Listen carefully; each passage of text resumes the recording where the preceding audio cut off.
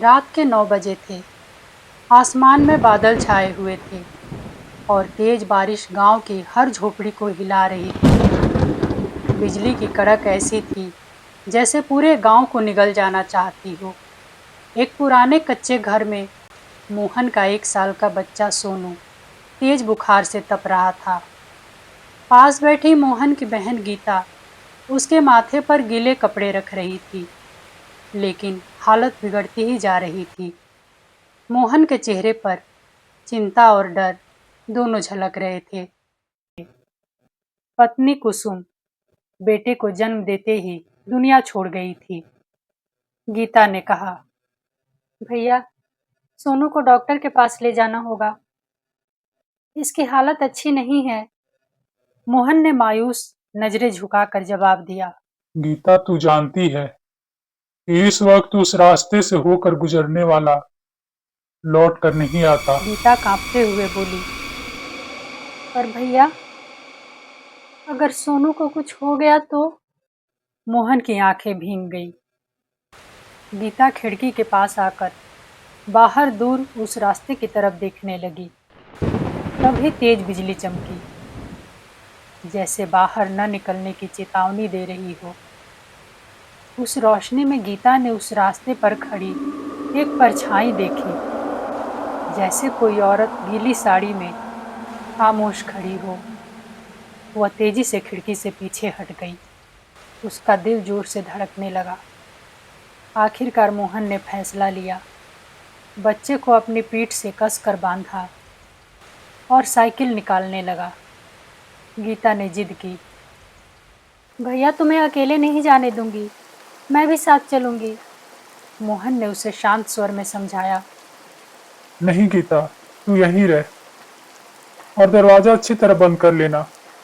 मेरे लौटने तक सुबह होने से पहले बाहर मत निकलना। गीता की आंखें भर आई, मगर वह कुछ बोल न सकी।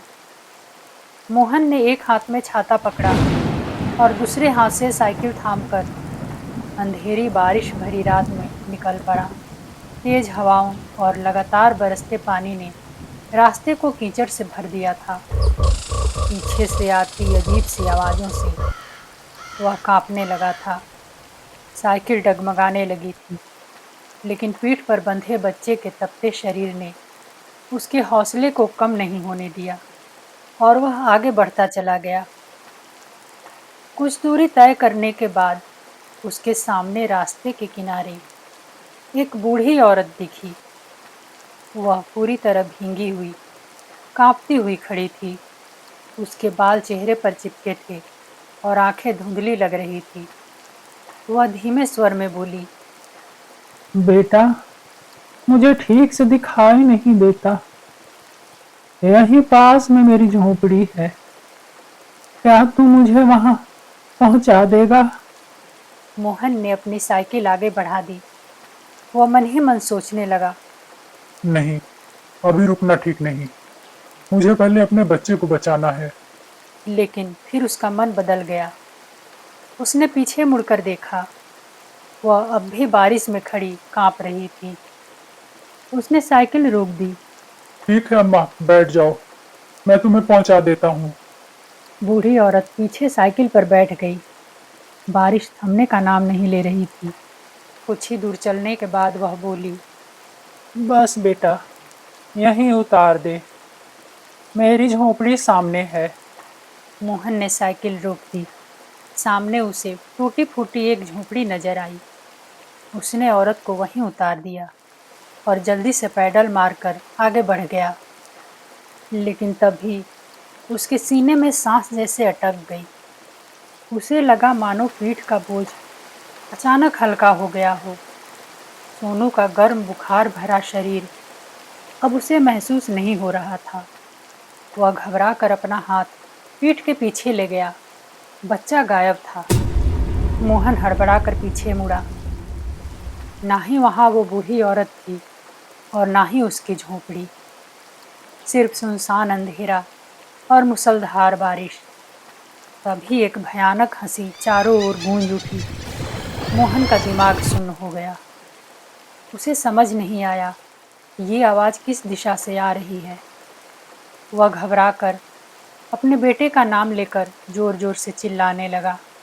अचानक बारिश की आवाज के बीच उसे उस मासूम के रोने की आवाज सुनाई दी। उसका दिल धड़क उठा। वह आवाज सामने पीपल के पेड़ के ऊपर से आ रही थी। डरते डरते उसने सिर उठाया और जैसे ही उसकी नजर ऊपर गई, उसकी रूह कांप उठी। पेड़ की टेढ़ी मेढ़ी डाल पर एक भयानक चेहरे वाली चुड़ैल बैठी थी। उसकी आंखें अंगारों की तरह चमक रही थी और दांत लंबे और टेढ़े थे। उसकी गोद में मोहन का बच्चा सोनू था। मोहन के पैरों तले जमीन खिसक गई। उसकी सांसें तेज हो गई। शरीर पसीने से भीग गया। चुड़ैल ने धीरे धीरे सोनू को ऊपर उठाया और अगले ही पल उसे हवा में उछाल दिया। मोहन से यह दर्दनाक दृश्य देखा नहीं गया। उसने अपनी आंखें कसकर बंद कर ली। कुछ सेकंड तक कोई आवाज नहीं आई। कांपते हुए उसने आंसू भरी आंखें खोली। पेड़ पर चुड़ैल अब गायब थी। अचानक मोहन की नजर पेड़ के नीचे गई, जहां एक औरत बैठी थी। उसकी गोद में सोनू सुरक्षित लेटा था और मासूम निगाहों से उसे निहार रहा था।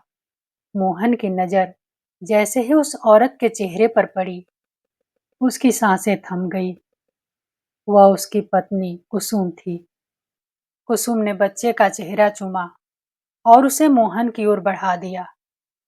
मोहन ने कांपते हाथों से अपने बेटे को लिया।